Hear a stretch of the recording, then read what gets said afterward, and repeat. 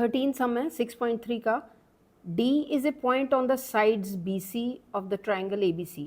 यहाँ तक पढ़ के तो यहाँ आप डायग्राम देखो, ट्राइंगल ABC दिया हुआ, ठीक है, और D is a point, D यहाँ पॉइंट है ऑन द साइड BC, ये BC साइड पे। यहाँ तक समझ लिया, देख लिया। अब देखो नेक्स्ट लाइन पढ़ो, सच दैट ADC, अब ADC एंगल लिखा हुआ, ट्राइंगल नहीं लिखा हुआ, एंगल ADC ढूंढो कौन सा, ADC, ये वाला एंगल, ठीक है। इन्होंने बोला है सच दैट, ऐसा है कि ADC एंगल जो है इज इक्वल टू BAC, ये वाला, ये देखो ये एंगल और ये एंगल इक्वल है। तो इसको कैसे इक्वलिटी हम शो कर सकते हैं, ऐसे एक लाइन डाल दो, एक लाइन, इसका मतलब इक्वल है।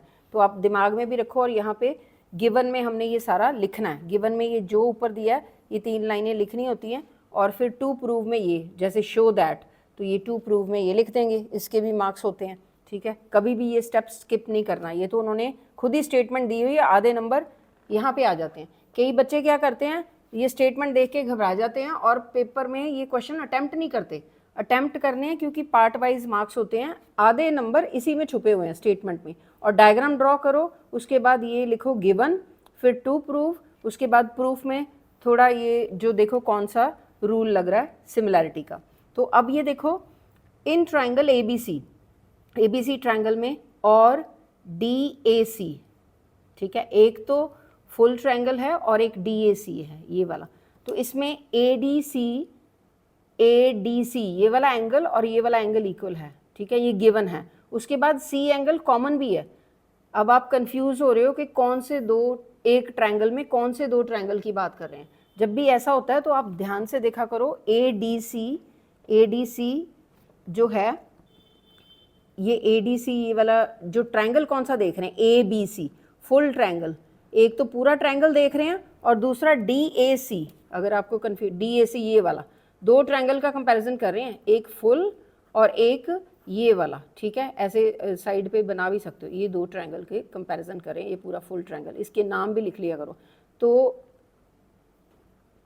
इसमें जो है ये देखो दोनों में एक कॉमन है कि नहीं है, ये वाला, ये कौन से कॉमन है, ये एंगल, ये वाला C एंगल कॉमन है, इसका नाम था DC, और यहाँ पे ये DC है और इसका ABC है, ये C। तो ये C एंगल दोनों का कॉमन है, यहाँ से क्लियर हो गया, ठीक है। उसके बाद एक एंगल उन्होंने दिया हुआ है कि वो सेम है, वो कौन सा, एंगल D, जो ये वाला एंगल D, और एंगल A ये वाला, ये देखो, ये दो डायग्राम ड्रॉ कर लिए। अब आपको क्लियर हो गया कि क्या कह रहे हैं। तो ये दो ट्रायंगल हैं, उनमें ये एंगल ये वाला जो है वो क्राइटेरिया लग गया, और ये दोनों ट्रायंगल सिमिलर हो गए, हमने लिख दिए। अगर ये दो ट्रायंगल सिमिलर हैं तो अब इनकी ये रेशो बनाओ।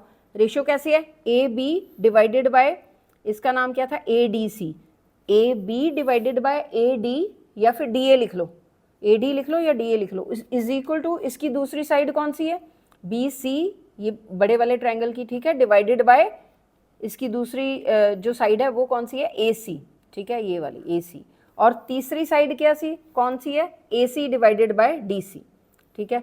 तो अब ये देखो क्या हो रहा है, क्योंकि ये गिवन है, ठीक है, ये हमने CB, हम इसको उल्टा भी लिख सकते हैं, BC की जगह पे CB भी लिख सकते हैं, जैसे, क्योंकि ये रिक्वायर्ड है।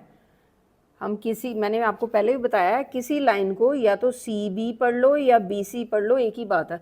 तो ये देखो BC आया था, इसको CB लिख लिया, AC था, इसको CA लिख लिया, तो इधर ये CA ओवर CD आ गया, तो ये CA इसके ऊपर ले गए, तो CA square is equal to, ये इधर ले गए, ये मल्टीप्लाई, ठीक है।